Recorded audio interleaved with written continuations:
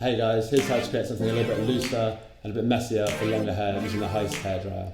First thing is to apply some sea salt spray. About 4 to 6 sprays of this, scrunch it in towards the root.